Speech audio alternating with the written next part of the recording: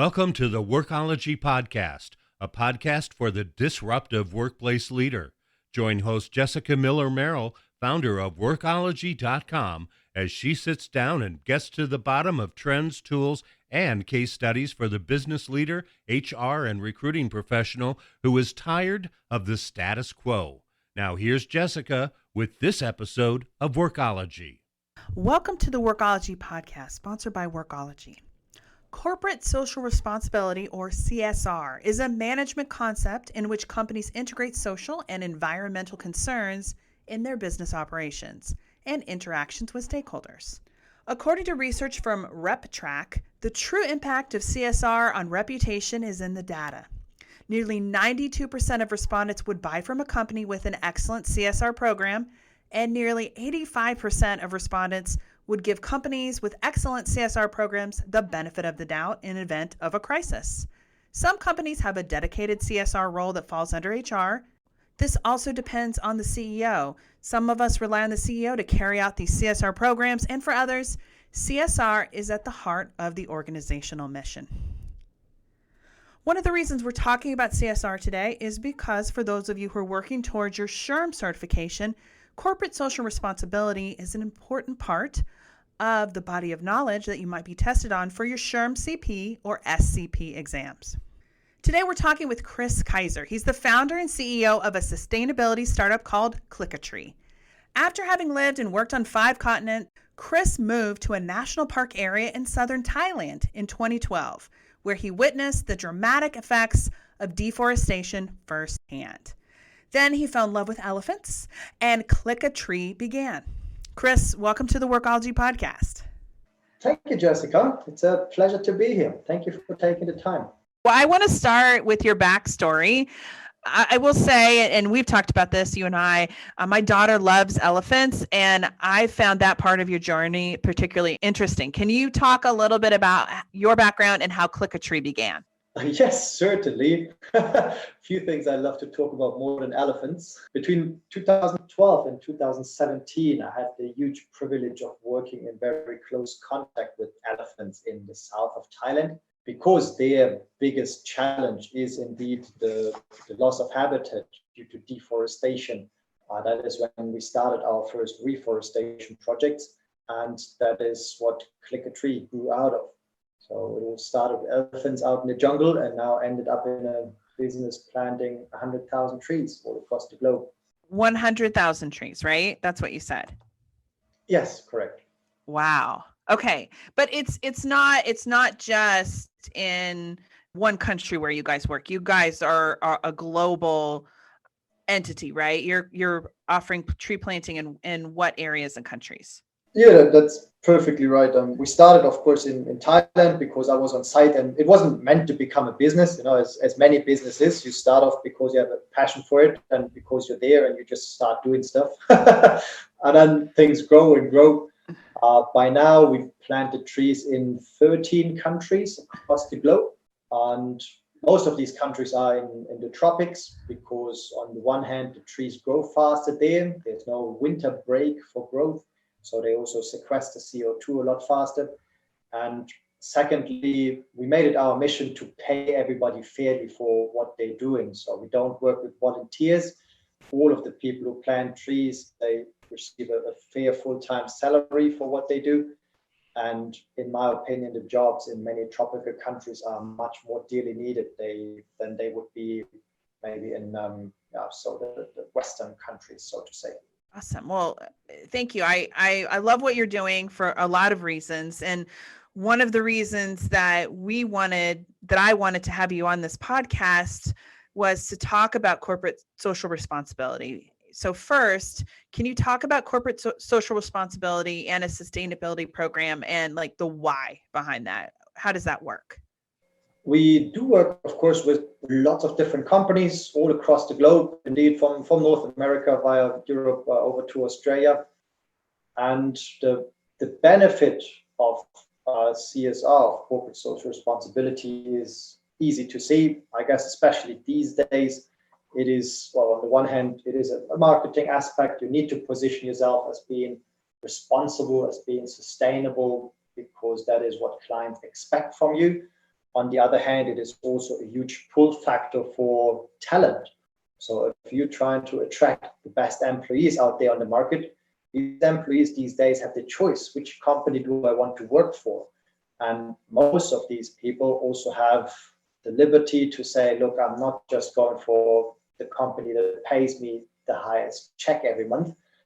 I want to do something meaningful with my life. So they rather select a company that does something meaningful, such as running a cool CSR program.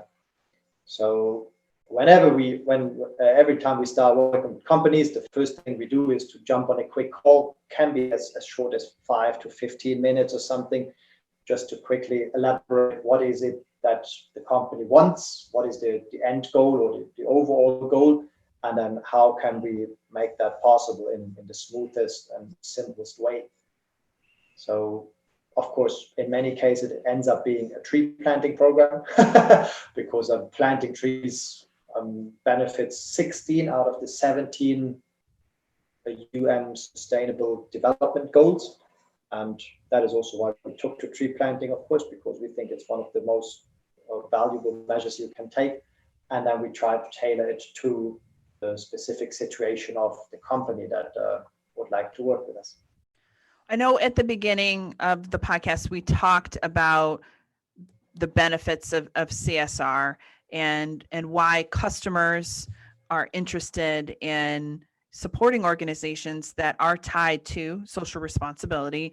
So it benefits an organization to be tied to or to promote or be involved with a nonprofit or an organization like yours. And some organizations have their own nonprofit separate from the organization, or your organization can work with somebody like yourself where employees donate, or a campaign or something like that, where they focus on that particular sustainability campaign that they're getting involved with.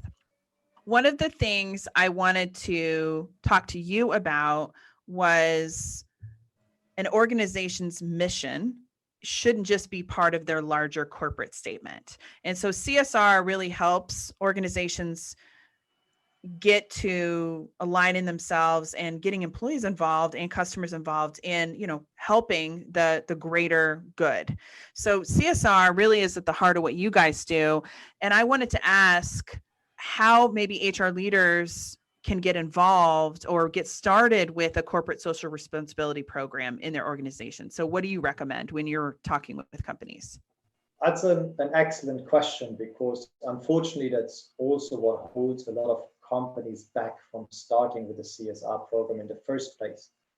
Unfortunately, a lot of companies think that it needs to be huge work and it's super expensive and highly complex, and it's just not true. You can start a CSR program with a super simple step of, might be, tell your employees to please shut down their computers overnight and over the weekend, and to turn off their screens and turn off the lights in the office. It is a first step. And many people that we speak with say, oh, well, but I would feel stupid to tell my employees that. And it is not, it is a valuable first step. And then once you've taken this first step, which is that simple, it takes basically one message to your staff, and it saves you a lot of money. So it's not expensive and it's not complicated. And I bet most of your employees know how to shut down a computer. Otherwise, you may want to rethink your hiring strategy. It is really that simple. And then, of course, suddenly your employees also start realizing, oh, look, the company actually cares about the environment. They care about CSR. Maybe I can bring this suggestion forward of whatever it might be, separating the waste, or to offer a vegetarian meal option in the canteen. Or it can be super simple steps. And most of the time, once you started making the first one or two steps, your employees actually come with all these amazing ideas, which also, again, fosters employee loyalty, because once you turn their ideas into action, employees go like, oh, cool, I actually have a say in what this company does, and they listen to my ideas. This is a great company. I love working for them. Of course, I stay here. So it is really such a small step. And that's usually the first thing that we also discuss with the companies that work with us is, where do you stand? Because, of course, there are some companies, as you say, some of them might have even founded their first their own non-profit or something already, and they are quite far down the journey already, and others haven't even started. And that is one of the first things to find out. Where exactly are you? We discussed that briefly, and then we think about the next 1 or 2 steps that are feasible to do. Because I don't think it makes sense to create a 20-year plan or something at the beginning, because it overwhelms people. It's a lot more valuable to check the status quo and then decide on the next 1 or 2 steps. And once these are taken, you can discuss the next steps. That's how we usually get started. And that's why we encourage everybody.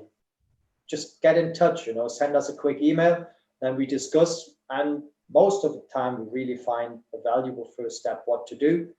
And then we can get started and all contribute to making our planet a better place. CSR programs can be things like philanthropy, volunteering, and they can be small or large campaigns, small, like you had mentioned. But the key is getting started. And then what I'm hearing you say is that ensuring that a program, a CSR initiative, is in alignment with the organization. And it sounds like, most importantly, maybe selected or employees are involved in the conversation to choose the organization or the campaign that they're actually involved in. Do you find greater success when you're working with companies when the employees are involved maybe in selecting the organization, or how they work with entities like yours? Yes, surely it is super valuable to engage your employees in this entire program and process. Best example, for example, is my girlfriend. She's on vacation this week, but 2 days ago, she got this message from her boss being like, hey, this one CSR thing needs to be checked. She jumped right away at the computer. And I'm like, what are you doing? You're on vacation. And she's like, yeah, I am, but this is a CSR thing, so I'm happy to do it.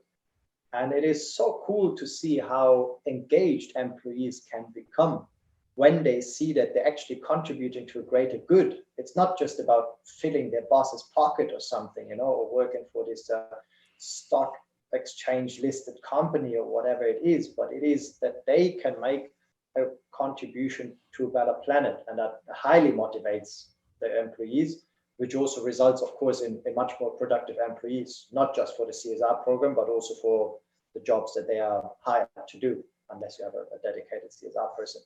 But in many companies that I know, they are small or mid-sized companies. There's 1, 2, 3 persons who do CSR a little bit besides the work that they are hired to do. And by that, they contribute a huge lot just by doing maybe half an hour per week.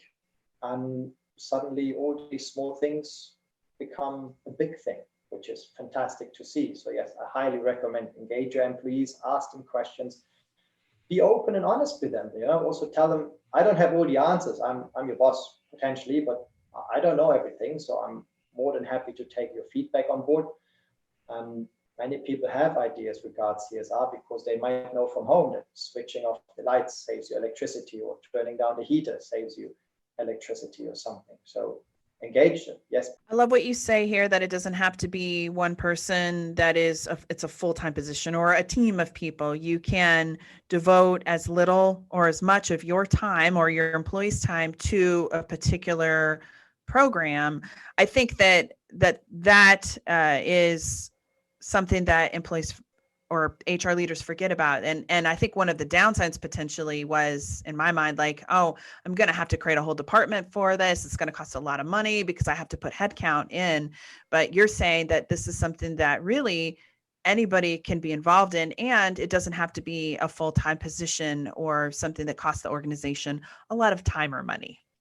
Yes, that is exactly right. And the beauty is it might even bring people from different departments together. Maybe there's like an IT guy working with the sales guy, working with the secretary or something like that. And they all work on this joint mission to make the company a bit greener or more sustainable in whichever way. And that also, again, creates a very positive team spirit. You mentioned that this team spirit, which is, I kind of feel like it's a part of something greater. You're a part of something greater than the work that you do as an individual. That's part of the reason that we're all together working at an organization where together we can, help plant trees or help, save energy. It's a part of something more. Let's take a reset. This is Jessica Miller Merrill, and you are listening to the Workology podcast, sponsored by Workology. We're talking about corporate social responsibility with Chris Kaiser of Clickatree. Are you studying for your HRCI or SHRM exams? Join our free HR Certification Study Group on Facebook. Search for HR Certification Study Group or go to hrcertificationstudygroup.com. Ace your HR exams with the HR Certification Study Group. I mentioned at the beginning of this podcast some stats on CSR earlier, but I wanted to talk to you and ask you about CSR and how it impacts things like employer brand and maybe recruiting and employee engagement. Definitely, yeah. As mentioned before already, it is on the one hand, of course, a huge marketing point these days. I read a study that about 80%, don't nail me down that, but 80% of people actually put emphasis on whether a company produces things ethically and behaves responsibly and has a CSR program in whichever way. So that is super, super important. In my opinion, sustainability is a little bit similar like emails or websites 30 years ago. Back then, very few people had it and some didn't know whether it was a trend or not. But these days, if you don't have a website, you don't have a business. And that is also what's going to happen with sustainability. If in the latest 10 years time, you're not actively engaging in protecting our planet, then people simply won't buy from you. So that is a huge point. Then the other point, as you mentioned, is of course the employer brand, because people look for a meaning in life. And a lot of people come to realize it can't be that I'm running in my hamster wheel and not getting anywhere, just trying to get a paycheck to then pay my bills and then start again anew. But they want to contribute to something greater than themselves. And if, for example, you plant trees and you see that you create jobs for people in less privileged areas of our planet, and you contribute to fighting climate change, and you create habitat for animals there, and you get the updates, every 6 to 12 months, you get updates about how biodiversity is increasing, for example, or how the people on site are spending their money, how they're sending their children to school, how they're now wearing new school uniforms, all these things. You feel so empowered and so positive and so motivated that you're allowed to work for this employer, that of course you're also going to talk about that to your friends. You sit there in the evening with a glass of wine and, oh, what's going on here? Nobody talks about the emails they send at work. But if you suddenly, we got this great message that we contributed to this reforestation project and we're actively saving the planet, and now they've seen the first elephants come back to the area where they were last seen 70 years ago or something like that. That's fantastic news. And then, of course, all your friends suddenly want to work for your employer too. So, be on the lookout that they're not grabbing your job. But I think as an employer, it is highly, highly valuable to have a CSR program and to actively push a sustainability agenda. As said, it doesn't have to be a huge thing from the beginning. It starts with baby steps. Same as Apple started in a garage. It wasn't a multi-trillion-dollar company from the begining. It started in a garage, and then it grew from there. And it'll be the same with the CSR program. The millennials and Gen Z, these are the things that they want. They want and are willing to spend more money as a consumer when they purchase products and services from an organization that has a social cause behind it. So just the same as the job. So you're going to maybe travel farther, make a little less money because at this company, your employer, their work is tied to that mission, vision, and to a larger program to save the planet, save the world, make the world a better place. And I think this is an important thing for us to really think about, how if we are facing challenges with employee retention or in bringing the right employees to our organization in our recruiting programs, to maybe look at leveraging a CSR program or working with an organization like yourself to help make our company more attractive for candidates, but also for customers too. Yes, very, very correct. And that's all you need. You need happy customers and you need happy employees, and you'll run a very successful business. Agreed. And I think that the pandemic has brought a lot of large companies around seeing how they can implement programs that do good things to change the world. You mentioned that these kinds of things are going to continue, but which I'm in agreement, which is why we're having this conversation today. How has the conversation changed with companies that you're talking to that are wanting to partner or work with Click-a-Tree? Are you seeing an increase, or what are some trends that you're seeing in the work that you're doing there? A super interesting question. Yes, and we're seeing a huge increase. Of course, also because we as Click-a-Tree are becoming better known across the globe. So we also get a lot of active requests. Hey, Chris, I heard you on the Workology podcast, for example. Can you give me some further information about how this could work for our company or something like that? But also the people that we reach out to are very, very open for the conversation because they understand, it's been all over the media. We heard that the Amazon is burning, Russia is burning, Australia was burning, the United States were burning. I mean, forests are burning all across the globe, and planting trees is a super hot topic. The companies are very open to that. And if we can show them ways where actually we can prove that you actually increase your revenues by engaging yourself in a thing like a tree planting project, it's a win-win-win. The company makes more money, the planet gains a ton of new trees, the customers are happy because they purchase a product that contributes to something bigger than themselves. We just want another happy new partner. I mean, what's not to like, I think what was a struggle, even up until 3-4 years ago, was more this like, okay, so I could either do this good thing for the planet or I can make more money. And in a capitalistic system, most people would choose to make more money. But these days, people have understood that you can actually do both at the same time. You can do good, and by doing good, you make more money. And that is something that is fantastic for us to see, because it makes our conversation, of course, a lot easier. And that is what I think will also continue with all the new case studies coming up. And of course, we have a few both case studies on our website as well from partners who implemented the tree planting super successfully. And that will increase and increase. So we're looking very forward to having conversations even a bit easier, and people understanding the value of planting trees. 5 years ago it was like, so why would you plant a tree? These days it's like, okay, so when can we start with planting trees? We see a big change there, and I think it will continue that way because the media is all over it, customers are all over it, and employees also demand it from their employer these days.